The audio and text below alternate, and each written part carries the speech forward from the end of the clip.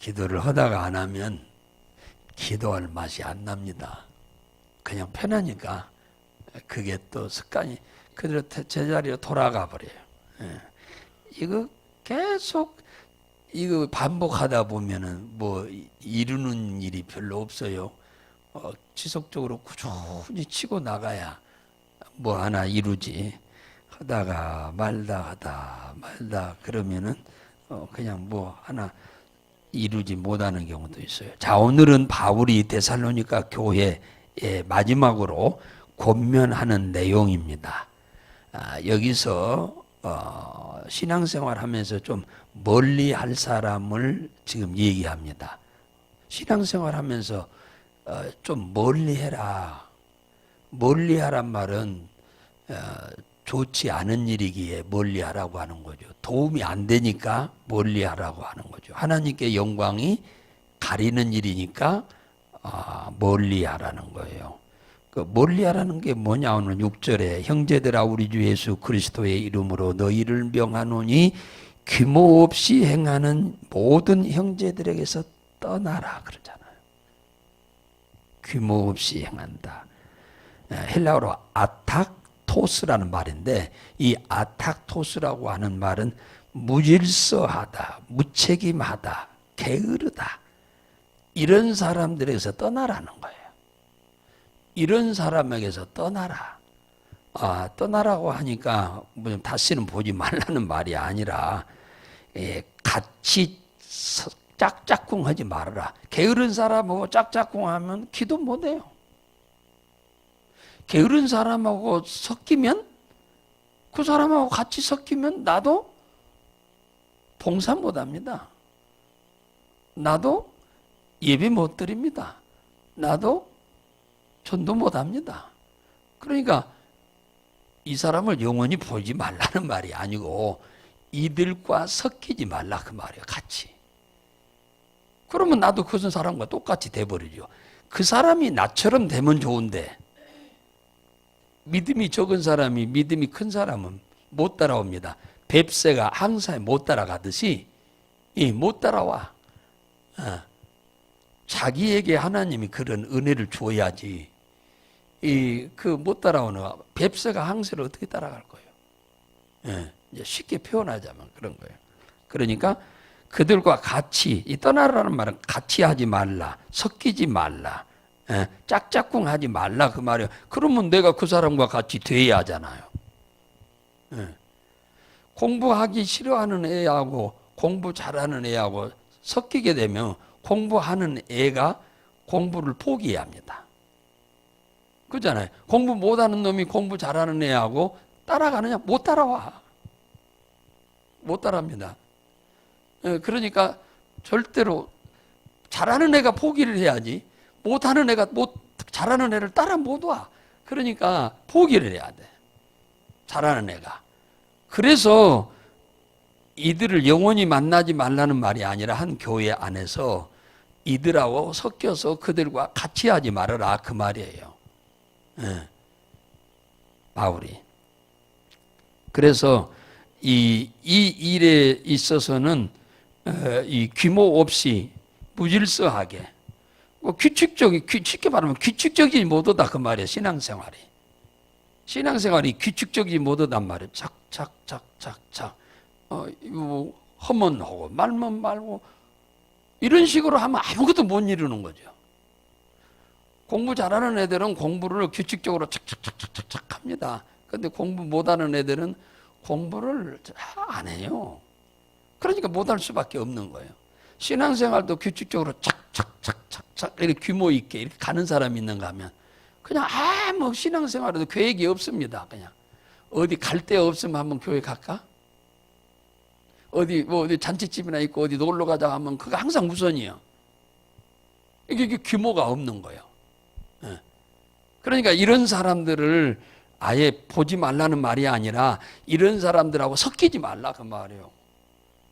주일날 놀러 가는 사람하고 섞여버리면 어떻게 돼? 내가 주일 성수 못하는데 예를 들자면 기도 안 하는 사람하고 섞여버리면 뭐예요? 나 기도 못하는데 그들과 짝짝꿍하면 그래서 그러지 말라는 거예요. 섞이지 말라, 함께 하지 말라, 짝짝꿍 하지 말라, 쉽게 표현하면 그런 얘기입니다. 두 번째는 뭐냐면은 우리에게 받은 편지로 인하여 전한 유전을 행하지 않는 자들을 떠나라. 이들하고도 짝짝꿍 하지 말아라.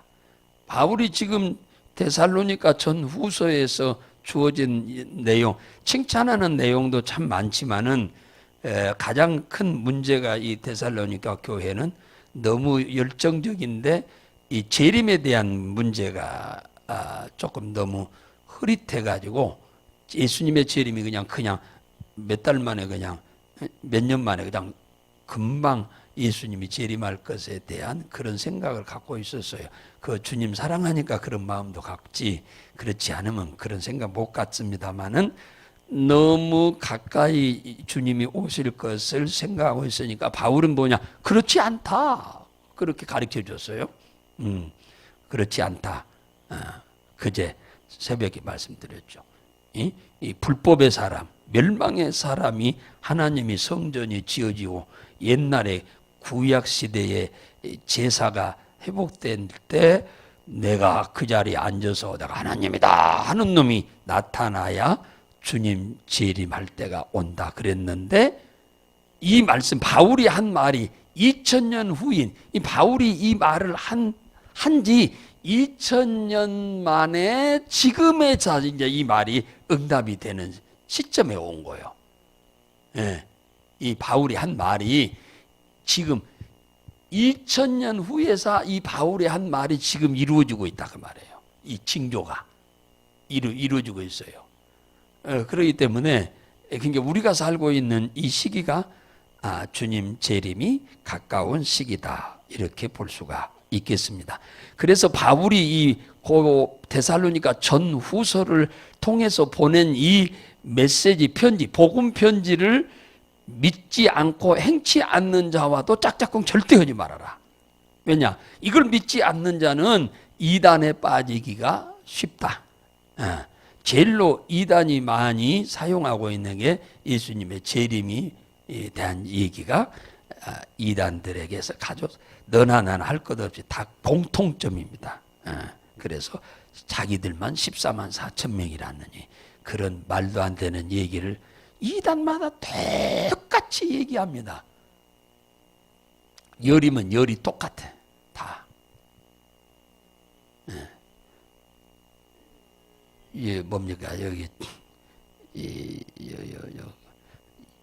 신천지도 14만 4천 명이 자기들이라고 그러고 왕국회관도 14만 4천 명이 자기들이라고 그러고 이단마다 다 똑같아요. 열이면 열, 스물이면 스물이 다 똑같습니다. 그래서 그 14만 4천 명에 들어가려고 학교도 안 다니고 집안도 이혼하고 다 밖에 나가가지고 난리잖아요, 난리. 지금은 14만 4천 명이 넘어버렸어, 신천지가. 그러니까 이제 거짓말로 이제 또 다른 얘기 하잖아. 그거 이단들의 전형적인 얘기.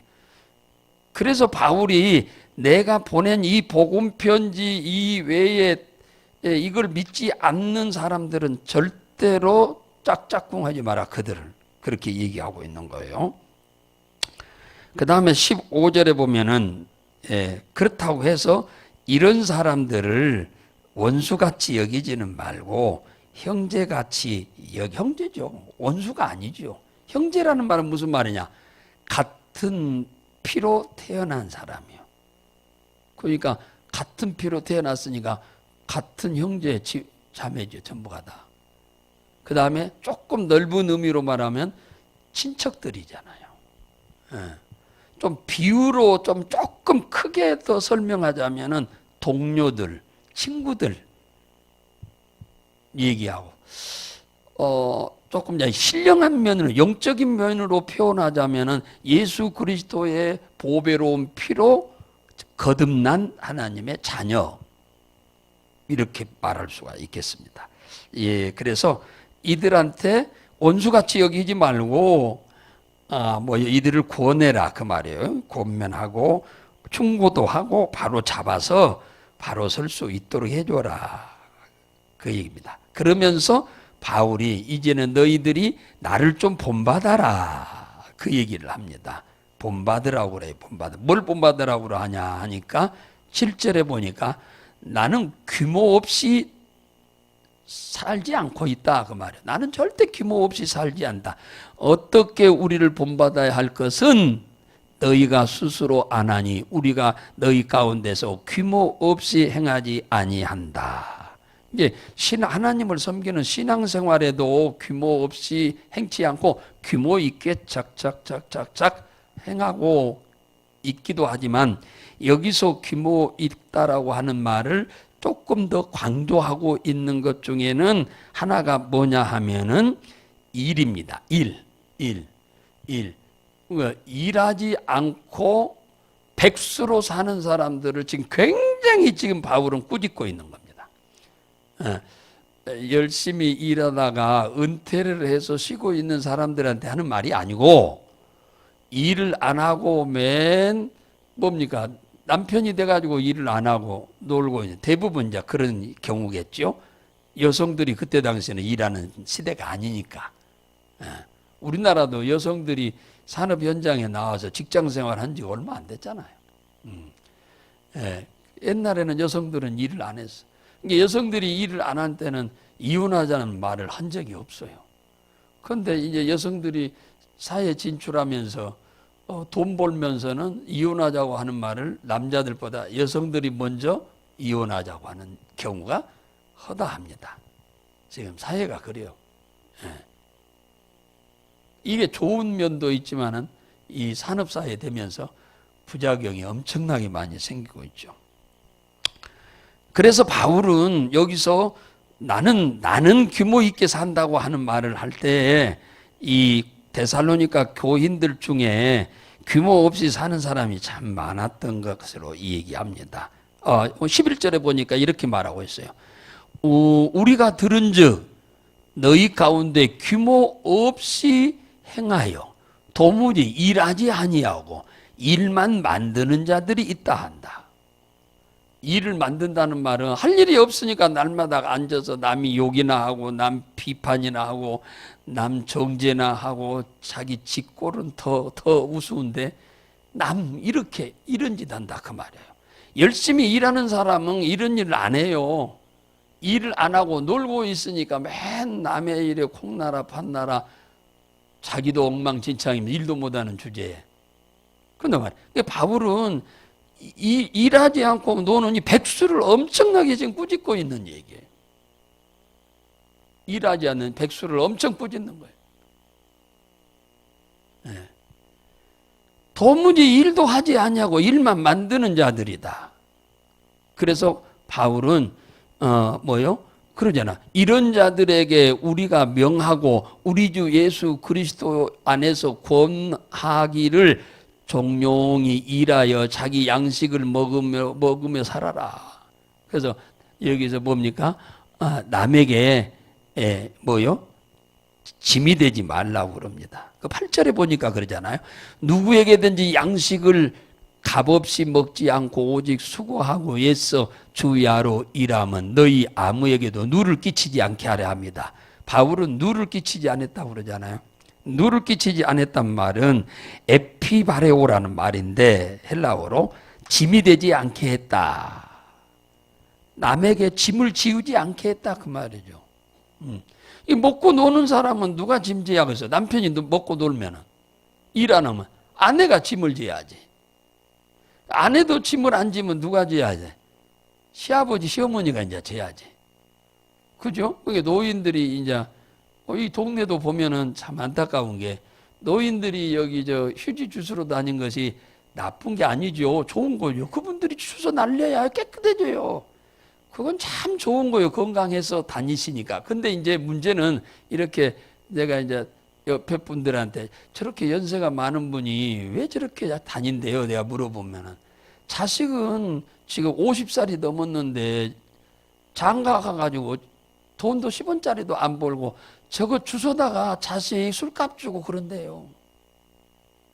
주워다가. 아들은 놀고. 그저 휴지 폐지 주워다가 팔아가지고 아들 술값 준대요. 그게 아들 사랑하는 부모요? 아니요. 그러니까 뭐가 옳은 일을 옳고 그런 것인지를 모르는 거예요. 분간이 안 되는 거예요. 그래가지고 저녁이면은 저녁 때 나간다는 거야 항상. 자식은 낮에는 잠자고 그 폐지 주스다 팔아서 조금씩 주면 그거 갖고 뺏어가지고 나간다는 거예요. 그건 원수죠, 원수. 그건 자식이 아니라 그 원수죠, 원수. 그게 얼마나 불쌍한지 몰라. 허리는 딱 구부러져가지고. 자기마다 다 사는 방법이 다릅니다만은 자식 잘못 키워놨죠. 그잖아요. 자식이 임의로 마음대로 크는 건 아닙니다만은 참 너무 안타까운 일이에요. 그래서 성도들이 이 교인들한테 하는 말입니다. 일하지 않고 노는 사람이 없어서 교회에 절대 짐이 되지 말아라. 누가 되지 않도록 해라. 그런 거예요. 교회. 이래서 아니 병이 들어서 뭡니까? 일할 수 없은 것이야. 그건 당연한 거죠. 건강한 몸으로 있으면서 일은 안 하고 맨 앉아서 남 이렇고 저렇고 욕이나 하고 이런 교회 말만 만들어내는 사람이다. 이런 사람들이 있으니까 교회가 시끄러운 거예요. 사람이 열심히 일하면 남 일에 참견 안 하거든요. 노는 사람들이 참견합니다. 남 일에 어떠고 저떠고. 자기 열심히 하는 사람은 그래 안 해. 힘드니까. 다 일하면서 겪기 때문에. 바울은 신령한 것을 먹여서 이 데살로니가 교회 성도들이 예수를 믿고 구원받아 하나님의 자녀되어 천국을 소유할 수 있는 사람이 되고 땅에서 사는 동안 복을 받을 수 있는 사람이 됐으니까 바울이 육신적으로 섬김을 받는 것은 당연한 일입니다. 예수님은 그걸 적극 권했어요. 그랬는데 지금 이 데살로니가 교회 성도들이 너무 이 논팽이가 많은 거예요. 백수가 너무 많아서 바울도 육신적으로 공개를 받아야 하는데 안 받았다는 거예요. 왜? 이들한테 교육을 시키기 위해서. 이 놀고 있는 백수들이 너무 많아, 이 데살로니가 교회 안에. 그래서 이들한테 본이 되기 위해서 그랬다고 그러잖아요. 여기 나오잖아요. 9절에 우리에게 권리가 없는 것이 아니요 오직 스스로 너희에게 본을 주어 우리를 본받게 하려고 그랬다는 거예요. 우리가 당연히 신령한 것으로 너희들한테 먹여서 하나님의 자녀 되게 했으니까 내가 육신적으로 섬김을 받는 것이 당연한데, 그렇잖아요. 권리가 있는데 내가 그리지 않는 것은 저 백수들 놀고 앉아서 맨 남의 말이나 했었고 교회 안에 말이나 만들어내는 저들을 다시는 저렇게 살지 않도록 하기 위해서 일부러 그랬다고 그러잖아요. 건강해서 일할 수 있으면 일하는 게 좋지요. 돈이 뭡니까? 있든 없든. 노는 것은 너무너무 힘든 거예요. 그래서 바울이 지금 절대로 교회에 누가 되지 않도록 해라. 지금 그 얘기를 하면. 그래서 내가 너희들한테 누를 끼치지 않고 있다고 그러면서 10절에 그러잖아요. 우리가 너희에게 함께 있을 때 너희가 너희에게 명하노니 누구든지 일하기 싫거든 먹지 말라고 했다. 내가 너희들한테 내가 그랬잖아. 그 얘기입니다. 전번에. 너희들 일하기 싫거든 먹지도 말아라. 다시 말하면 이 백수들이 너무 많으니까 일 안 하고 놀고 먹고 다른 사람, 자기가 놀고 먹으면 다른 사람이 엄청나게 힘들잖아요. 같이 이걸 나누면은 일을 하면은 훨씬 수월할 텐데 일을 안 하고 그리고 남한테 짐을 지우는 거야. 놀고 그러면 도둑질을 하든지 사기를 치든지 해야 할 거 아닙니까? 자기는 일 안 하고 먹고 살려면. 다 사람한테 짐되게 하는 일이니까 절대 그러지 말라고 지금 바울은 적극적으로 이 데살로니가 교회 성도들한테 얘기하는 거야. 신앙생활을 이게 백수들이 하고 있는 이 일은, 신앙생활도 이런 사람이, 잘하는 사람은 절대 일 안 해요. 일은 하고 안 하고를 둘째 떠나서 영적인 신앙생활의 규모가 있으면은 절대 이런 일은 안 하죠. 그리고 또 하나는 하나님이 축복하는데 하늘에서 그냥 007 가방에다가 5만 원짜리 가득 담아서 던져주시는 그런 하나님이 아니거든요. 하나님이 우리에게 복을 줄 때는 일하는 현장에 복을 주는 거지. 그러니까 일을 하라고 그러는 거예요. 예. 그래서 13절에 뭐라고 하느냐 하면은 형제들아 선을 행하다가 낙심하지 말라. 이런 사람들이 있다고 할지라도 그것 때문에 낙심하지 말라고 그럽니다. 이 선이란 말은 칼로포이에오란 말인데 옳은 일을 행하다가 올바르게 행하다가 아름다운 일을 행하다가 선한 일을 행하다가 낙심하지 말아라. 이 엔카케오라는 말인데 용기를 잃지 말아라. 낙심하지 말아라. 실망하지 말아라. 낙담하지 말아라. 늘어지지 말아라. 그 얘기예요. 이런 사람들 때문에 절대로, 그러죠. 속이야 상하지. 속이야 상하지. 그러지만 그것 때문에 용기 잃지 말고 낙심하지 말고 낭망하지 말고 늘어지지 말고 포기하지 말아라. 그 얘기입니다. 이게 하나님의 일을 흥왕하게 하다가 용기를 잃지 말아라. 이런 사람 때문에. 하나님께 도움이 되게 살다가 이런 사람 때문에 낙심하지 말아라. 하나님께 이익된 삶을 살다가 이런 사람 때문에 실망하지 말아라. 하나님을 기쁘게 하는 삶을 살다가 이런 사람 때문에 늘어지지 말아라. 그 얘기예요.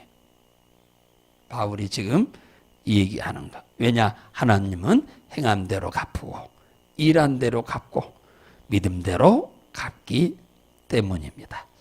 바울이 이제 이 데살로니가 교회 마지막으로 지금 다 마무리하면서 지금 이 교인들한테 쉽게 말하면, 한마디로 말하면 규모 있는 신앙생활을 해라.